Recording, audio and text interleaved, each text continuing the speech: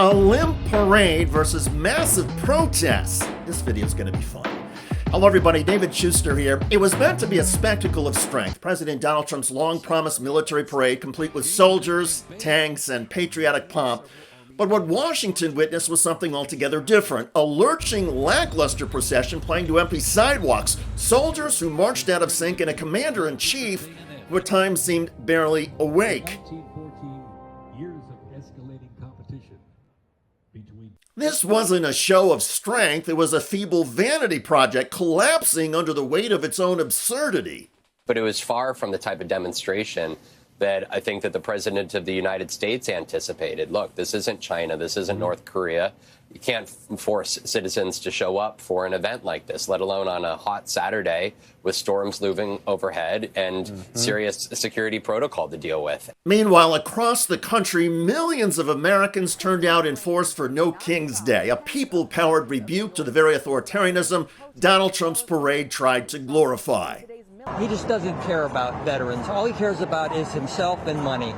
From Philadelphia to Los Angeles, St. Paul, Minnesota to Dallas, Americans gathered in nearly 2,000 cities and towns. I love the flag, but I'm flying it upside down today just because we are in distress. Let's be clear, Donald Trump has always been obsessed with military parades ever since attending Bastille Day in France back in 2017.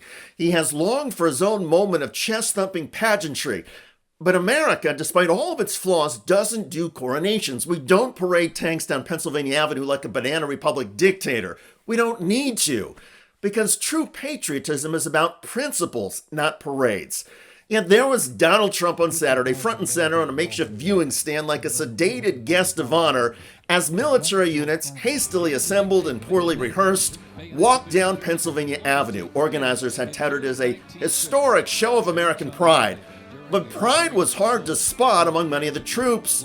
As the headline says, Trump sent humiliating message by awkward way soldiers marched in D.C. parade. Many of the soldiers seemed unprepared. This footage quickly went viral, and countless veterans noted that troops could march in lockstep if they wanted to. But never mind the soldiers, there were wide swaths of open grass and sparse crowds even directly along the parade route.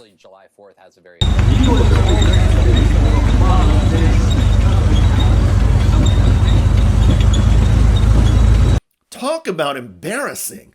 And indeed, this entire parade wasn't patriotism, it was propaganda without an audience. Military cosplay for a convicted felon who was made a mockery of the U.S. presidency. Trump's disappointment seemed clear in the unusually brief message he posted on Truth Social.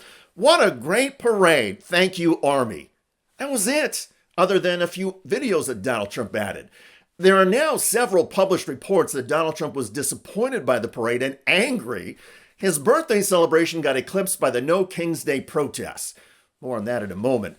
Trump's parade flop could have been predicted, of course, because once again, Donald Trump used public service members, soldiers, as props for his own fragile ego, dragging our armed forces into a crumbling cult of personality that is losing its grip on reality and eroding public support.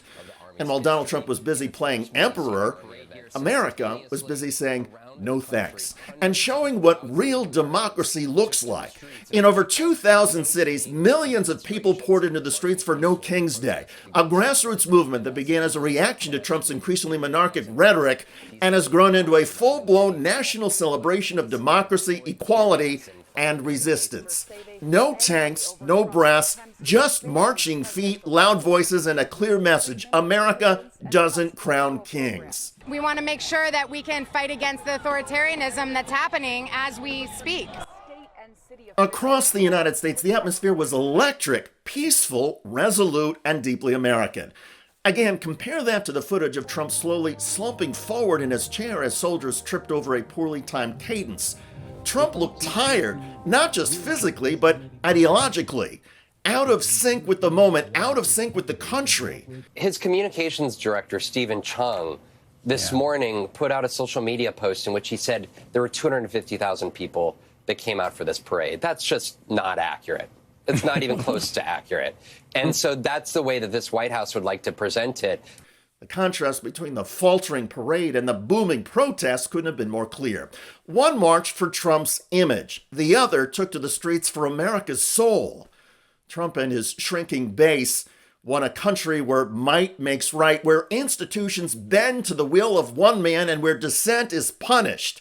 No King's Day stands for the exact opposite, that no one is above the law, that democracy is not a spectacle but a daily struggle, and that true patriotism means holding power accountable, not fawning over it in gold-plated stadiums. And here's the kicker. Even many conservatives are starting to wake up.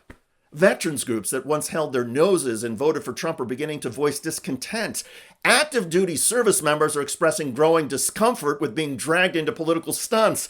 And independent voters, according to public polls, are leaving Trump in droves. The emperor has no crowd, and no amount of brass bands or fireworks can fix that. Donald Trump may want Americans to look at tanks and look at him and salute, but millions of Americans this weekend chose to look at each other and march, not in formation, but in solidarity. I'm David Schuster. Thanks for joining us.